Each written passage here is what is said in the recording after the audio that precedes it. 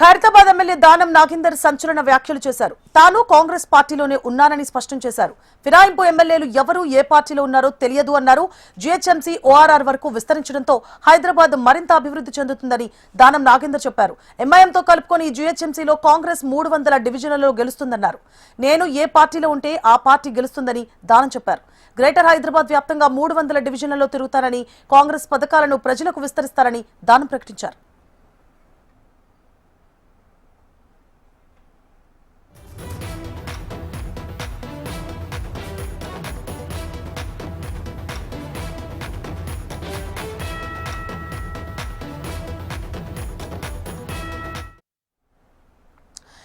Khairatabad MLA Danam Nagender సంచలన వ్యాఖ్యలు చేశారు. తాను కాంగ్రెస్ పార్టీలోనే ఉన్నారని స్పష్టం చేశారు. ఫిరాయింపు ఎమ్మెల్యేలు ఎవరు ఏ పార్టీలో ఉన్నారో తెలియదు అన్నారు. ఇదే అంశానికి సంబంధించి పూర్తి డీటెయిల్స్ ని మా ప్రతినిధి ప్రేమ్ లైవ్ లో అందించడానికి సిద్ధంగా ఉన్నారు. ప్రేమ్. స్వర్ణ, మీరన్నట్టుగా ఏదైతే ఫిరాయింపులపై పెద్ద ఎత్తున రాష్ట్ర వ్యాప్తంగా చర్చ జరుగుతుంది. ఇప్పటికే 5 ఎమ్మెల్యేలకు సంబంధించినటువంటి విషయంలో స్పీకర్ కూడా తమ నిర్ణయాన్ని ప్రకటించినారు. వారు అయితే పార్టీ ఫిరాయింపులకు సంబంధించినటువంటి వాటిపై పూర్తి ఆధారాలు లేకపోవడంతో వారు ఎమ్మెల్యేలుగా కొనసాగుతారని చెప్పేసి కూడా ఇప్పటికే ఒక తీర్పు అయితే ఇచ్చినటువంటి పరిస్థితి ఉంది. మిగతా ఎమ్మెల్యేల విషయంలో కూడా కడియం శ్రీహరి మొన్నటికి మొన్న తాను స్పీకర్కు రాసినటువంటి లేఖలు, ఎందుకంటే ఇప్పటివరకు కేవలం 8 మంది ఎమ్మెల్యేలు మాత్రమే నోటీసులకు రిప్లై ఇచ్చినటువంటి పరిస్థితికి మొన్నటికి మొన్న గడువు ముగియకుంటే ముందు రోజు ఆ ఒక్క ఉన్నటువంటి ఎమ్మెల్యే కడియం శ్రీహరి కూడా నేను బీఆర్ఎస్లోనే ఉన్నాను అంటూ కూడా స్పీకర్కు ఒక లేఖ రాసినటువంటి పరిస్థితి అయితే ఉంది. ఇక ఒకే ఒకరు, అది దానం నాగేందర్ ఇప్పటివరకు ఆ గడువు కానీ లేకపోతే లేఖకు రిప్లై ఇవ్వలేదు. ఎందుకంటే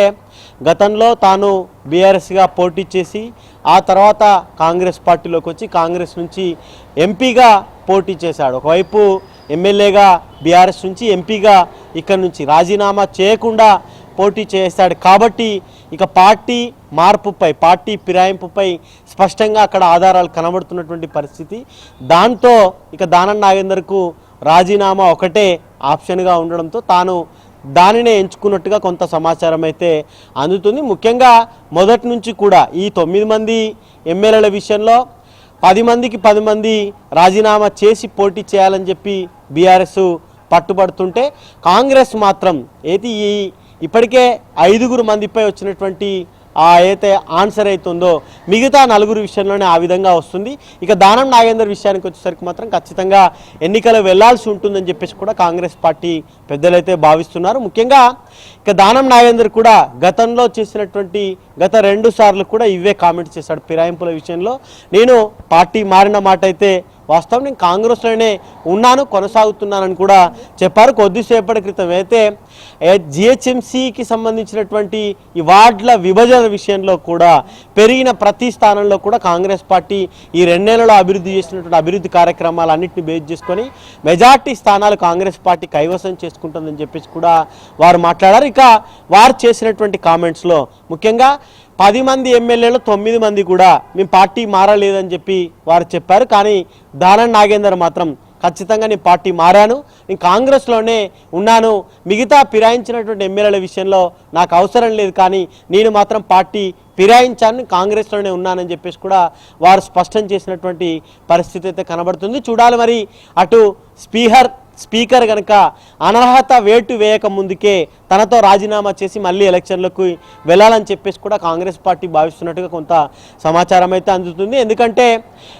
అసెంబ్లీ ఎన్నికల సమయంలో కాంగ్రెస్ పార్టీకి జిహెచ్ఎంసీ పరిధిలో ఒక్క సీటు కూడా రాలేదు. కానీ ఆ తర్వాత వచ్చినటువంటి ఏదైతే అనుకోని ఘటనల ద్వారా జరిగిపోయినటువంటి 2 ఎమ్మెల్యే స్థానాల్లో కూడా కాంగ్రెస్ పార్టీ విజయం సాధించింది. ఇక జిహెచ్ఎంసీలో అయితే రూరల్ బ్యాక్డ్రాప్లో అయితే కాంగ్రెస్ పార్టీకి అసెంబ్లీలో మెజార్టీ స్థానాలు ఇచ్చినట్టుగానే ఇక జిహెచ్ఎంసీ పరిధిలో కూడా కాంగ్రెస్కు మంచి స్థానాలు రాబోతున్నాయని చెప్పేసి పార్టీ భావిస్తుంది. ఇప్పటికీ జరిగినటువంటి 2 స్థానాల్లో కూడా 2 ఉప ఎన్నికల్లో కూడా కాంగ్రెస్ పార్టీ గెలిచింది కాబట్టి ఇక్కడ ఖచ్చితంగా దానం నాగేందర్ను రాజీనామా చేస్తే తనకు ఆపోజిట్ కూడా పోటీ చేయడానికి అభ్యర్థులు లేకుండా పోతుంది. ఖచ్చితంగా కాంగ్రెస్ పార్టీ ఈ సీటు గెలవబోతుందని చెప్పి ముందుగానే ప్రకటించినటువంటి పరిస్థితి అయితే కనబడుతుంది. చూడాలి మరి జిహెచ్ఎంసీకి ముందే అట్లాంటికి ముందుకు వెళ్తారా లేకపోతే ఎప్పుడు రాజీనామా చేస్తారని అయితే కొంత వేచి చూడాల్సినటువంటి అవసరం అయితే ఉంది. సో ప్రేమ్, అయితే రాబోయే శీతాకాల సమావేశాల్లో ఖచ్చితంగా అంటే స్పీకర్ ఫిరాయింపు ఎమ్మెల్యేలకు సంబంధించిన విచారణ రిపోర్ట్ అయితే స్పీకర్ ఖచ్చితంగా రివీల్ చేసే అవకాశాలు కనిపిస్తున్నాయి. ఎందుకంటే ముందుగానే ప్రకటించారు కూడా. సో మిగతా ఎమ్మెల్యేలకు సంబంధించి ఎటువంటి ఇది వస్తుందో మనకు తెలియదు. కానీ దానం నాగేందర్ అయితే డైరెక్ట్ గా చెప్తున్నారు నేను పార్టీ మారిపోయాను అని చెప్పి. మరి కాంగ్రెస్ పార్టీ అయితే ఖచ్చితంగా అంటే రాజీనామా చేయించే క్రమంలో ఆలోచన చేస్తోంది. మరి దానం నాగేందర్ ఎలా ఆలోచిస్తున్నారు? ఖచ్చితంగా ఆయన కూడా రాజీనామా చేయడానికి సుముఖంగా ఉన్నారా? ఎలా చేయబోతున్నారు?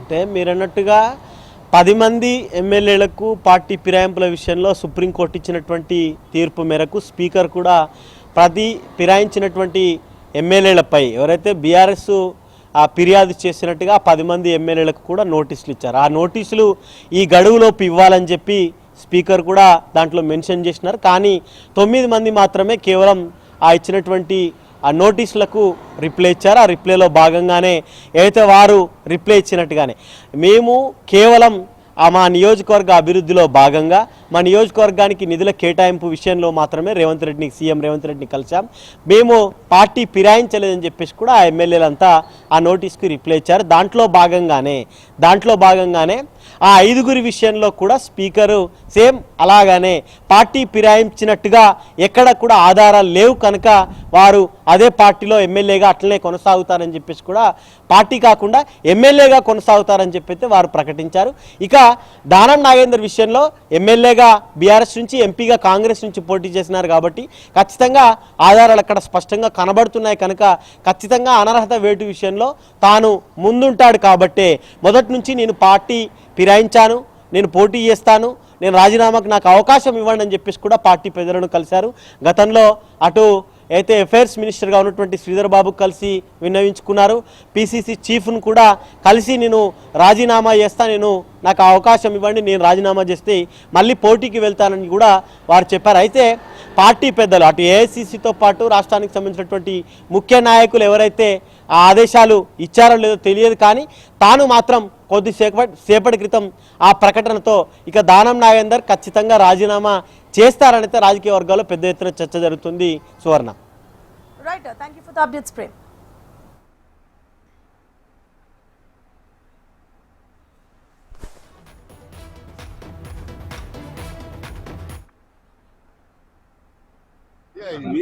ఏ పార్టీలో ఉంటే అదే గెలుస్తుంది కదా, అది మన స్పెషాలిటీ కదా. కాంగ్రెస్ గెలుస్తుంది కదా, ఇంకెవరు గెలుస్తుంది? వేరే పార్టీ గెలుస్తుందా? ముఖ్యమంత్రి గారు ఇంత బడ్జెట్ ఇచ్చి ఇన్ని అభివృద్ధి చేసిన తర్వాత మళ్ళీ ఏ పార్టీ గెలుస్తుందని నువ్వు కిర్కాస్ మాటలు ఎందుకు? ఏ పార్టీలో ఉంటే అదే గెలుస్తుంది కదా, అది మన స్పెషాలిటీ కదా. కాంగ్రెస్ గెలుస్తుంది కదా, ఇంకెవరు గెలుస్తుంది? వేరే పార్టీ గెలుస్తుందా? ముఖ్యమంత్రి గారు ఇంత బడ్జెట్ ఇచ్చి ఇన్ని అభివృద్ధి చేసిన తర్వాత మళ్ళీ ఏ పార్టీ గెలుస్తుందని నువ్వు కిర్కాస్ మాటలు ఎందుకు? ఏ పార్టీలో ఉంటే అదే గెలుస్తుంది కదా, అది మన స్పెషాలిటీ కదా. ఈ రోజు బంజారాహిల్స్ లో వెంకటేశ్వర కాలనీ డివిజన్ లో వివిధ అభివృద్ధి కార్యక్రమాలకు శంకుస్థాపనతో పాటు ఇవన్నీ కార్యక్రమాలు కూడా మొన్న ప్రధానంగా కార్పొరేటర్స్ అందరికీ 2 కోట్ల రూపాయలు కూడా ముఖ్యమంత్రి గారు ఇవ్వడం జరిగింది. దానివల్ల కూడా మనకి ఇంకా అభివృద్ధి ఇంకా వేగవంతం అయితే అవకాశం ఉంది కాబట్టి అలాగా కార్పొరేటర్స్ అందరూ కూడా మేము ఈ డివిజన్ లో మరి పెద్ద ఎత్తున దృష్టిని కేంద్రీకరించి అభివృద్ధి మీద దృష్టి పెట్టి మళ్ళీ జిహెచ్ఎంసీ ఎలక్షన్స్ కంటే ముందు జిహెచ్ఎంసీలో 100% 300 సీట్లు మనమే గెలుచుకుంటే తప్ప హైదరాబాద్ అభివృద్ధి జరగదన్న విషయాన్ని గ్రహించుకొని పనిచేయాలని కోరుకుంటూ ప్రధానంగా ఈరోజు జైరా నగర్ పెద్దలు బస్తీ కమ్యూనిటీ వాళ్ళు స్థానికంగా ఉన్నటువంటి అధ్యక్షులు మరి అందరూ 2-3 కమిటీస్ ఉన్నాయి, అన్ని కమిటీ వాళ్ళు వచ్చి మాకు విన్నత పత్రం ఇచ్చినందుకు, అదేవిధంగా మన కిందనే ఉన్నటువంటి మిగతా బస్తీ వాళ్ళు కూడా వచ్చి వాళ్ళ సమస్యలు కూడా చెప్పారు. అన్ని సమస్యలకు ఈరోజు పరిష్కారం మార్గం దొరికిందని నేను అనుకుంటున్నాను. ఎందుకంటే మా జోనల్ కమిషనర్ గారు చెప్పారు షార్ట్ టెండర్లు పెట్టి ఇచ్చేయాలని. ఎండి అశోక్ కుమార్ గారితో కూడా పొద్దున మాట్లాడితే ఆయన కూడా మాకు ఇచ్చిన వర్క్స్ అన్ని కూడా షార్ట్ టెండర్లు పెట్టి ఇచ్చేస్తామని చెప్పారు. వారికి కూడా